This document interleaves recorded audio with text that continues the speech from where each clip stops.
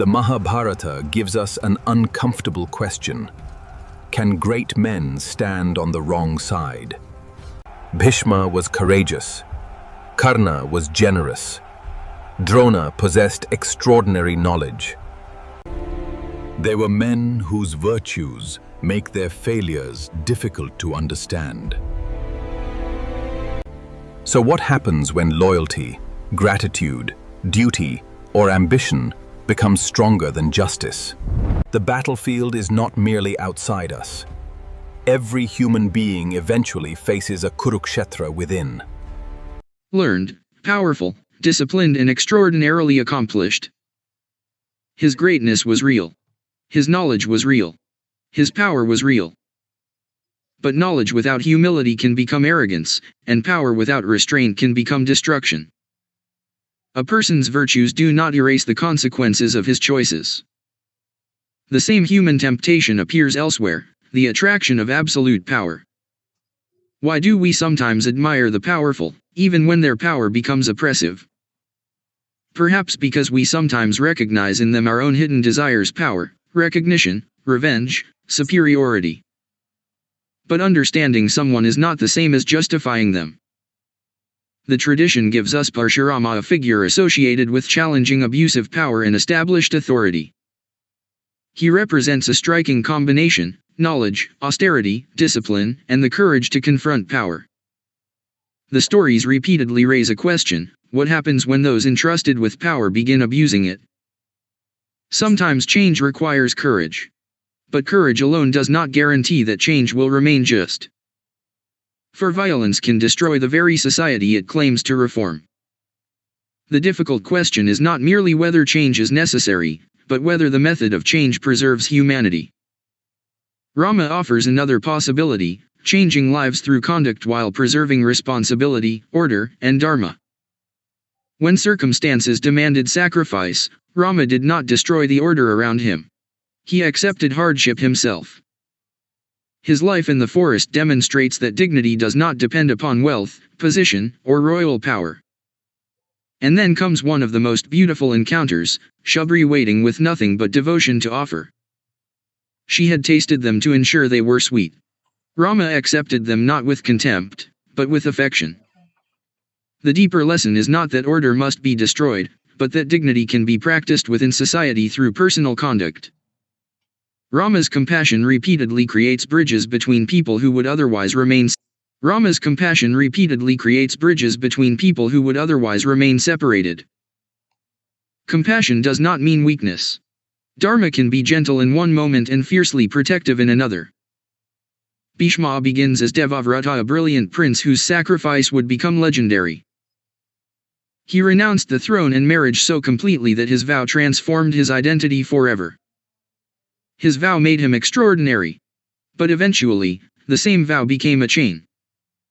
When injustice unfolded before him, the question became painfully simple: where does loyalty end and Dharma begin? His tragedy was not ignorance. It was the inability or unwillingness to break with the institution to which he had devoted himself.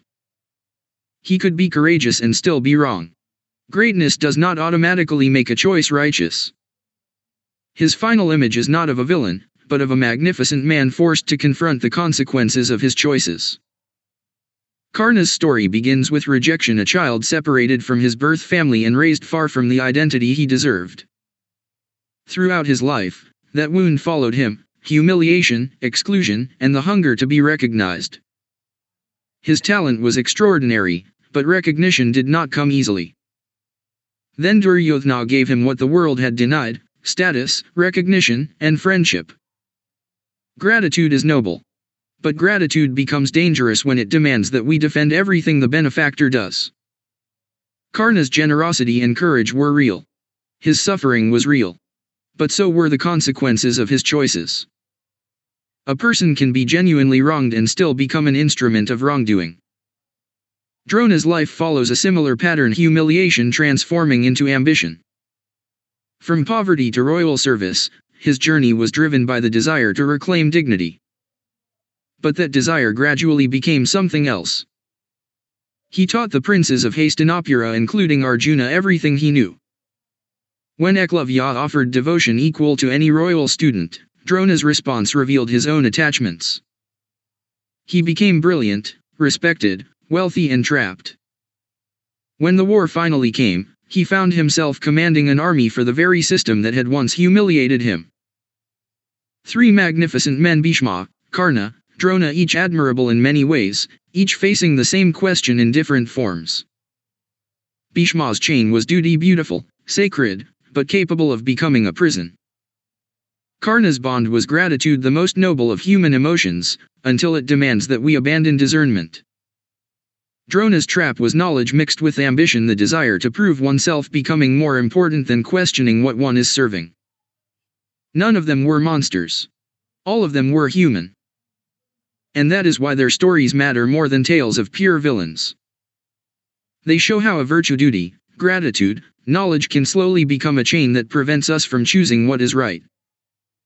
The question is not whether they were good men. It is whether they allowed their virtues to blind them to their responsibilities. When Krishna speaks to Arjuna on the battlefield of Kurukshetra, he addresses exactly this confusion. The Gita does not ask us to abandon duty, gratitude, or knowledge. It asks us to examine where they have become attachments that prevent right action. Sometimes Dharma requires us to question the very institutions we have sworn to protect. Sometimes it requires us to break a bond of gratitude that has become complicity. The mirror is not for judging the past. It is for examining ourselves. When have we stayed loyal to an institution knowing it was causing harm because we feared the cost of breaking our vow? When have we defended a friend knowing he was wrong because gratitude demanded silence? When have we used our knowledge, position, or skill to serve a system we knew was unjust because our ambition made questioning feel like weakness? At the crossroads, the choice is rarely between pure good and pure evil. It is between comfort and courage. The stories of Bhishma, Karna, and Drona live inside us not as villains to condemn, but as possibilities to understand. Each of them walked toward Kurukshetra believing they had no choice. But choice existed in every moment they chose not to question. The field of Kurukshetra is empty now. The sun rises over an empty plain. The question it leaves behind is not about them. It is about us. A single flame can illuminate a vast darkness if someone has the courage to hold it. Dharma is not a rule written in ancient books. It is the courage to ask, in every moment, what does conscience demand now? Often missing from this discussion, change itself is not always justice. A society can contain injustice. It can require reform. But the question is, how should that reform be brought about? In the epic tradition, Parashurama represents the fierce challenge to established power when power itself becomes abusive. But here is the other side of the question, when the foundations of society are uprooted. Who pays the price? And this is where the story becomes fascinating. His pupils inherited the knowledge of a tradition that had challenged power. Yet each of them would eventually challenge the established order only when that challenge served something within himself. Bhishma renounced marriage and personal succession, yet remained deeply bound to the kshatriya and dynastic obligations of the throne. His tragedy was not that he fulfilled duty, but that his loyalty to the institution eventually became stronger than his response to injustice. Karna could speak against birth-based exclusion when it concerned his own recognition. Yet when Draupadi was humiliated, he participated in the very exclusion and degradation he himself had experienced. And in the end, the man wounded by exclusion became trapped by the choices born from that wound. The wound that shaped his identity also shaped his downfall. Drona is perhaps the clearest example of another danger, turning justice into a vehicle for personal revenge. He could be strict about hierarchy when it protected his position. yet flexible when loyalty to Karna or his son Ashvathama served his interests. When Dharma becomes selective, it ceases to be Dharma and becomes preference. This is the common thread between them. Each possessed principles, but each applied those principles selectively when personal attachment entered the equation. And this is where Rama offers us a different model. Rama did not need to destroy the social fabric around him to demonstrate human dignity. In the story of Shabri, the lesson is profoundly simple. Dignity can be practiced personally, even within an imperfect society. He did not have to declare war upon society itself to practice compassion, justice and human dignity. There is a difference between reforming a house and burning the house down because some rooms are unjust. When people without sufficient wisdom attempt to uproot the foundations of society, the result can be greater injustice than the injustice they intended to remove. The harder path may sometimes be to remain within society and demonstrate what justice should look like. But this does not mean accepting injustice forever. Dharma also demands resistance when innocent life and justice are genuinely threatened. The principle is neither blind preservation nor blind revolution. The principle is Dharma. Because even a just system can become disastrous in the hands of people ruled by ego, resentment, selective loyalty and ambition. A system is not transformed merely because its critics are angry. Nor is a society protected merely because its defenders are loyal. The character of the person who seeks change may matter as much as the system he seeks to change.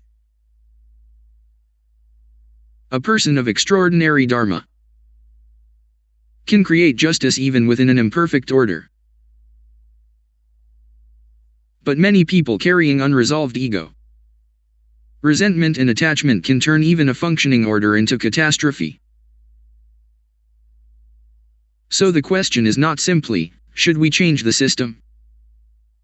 The question is, what does Dharma require here? Before we destroy what exists, we must ask what will replace it and whether we possess the wisdom to build something better. Reform without wisdom can become destruction. Order without justice can become oppression. The middle path is not compromise. It is Dharma. Justice with wisdom. Change with responsibility. And compassion without destroying humanity. Change the wrong. Preserve the good. The greatest reform begins with the reformer. Before changing the world, ask what within yourself must change first.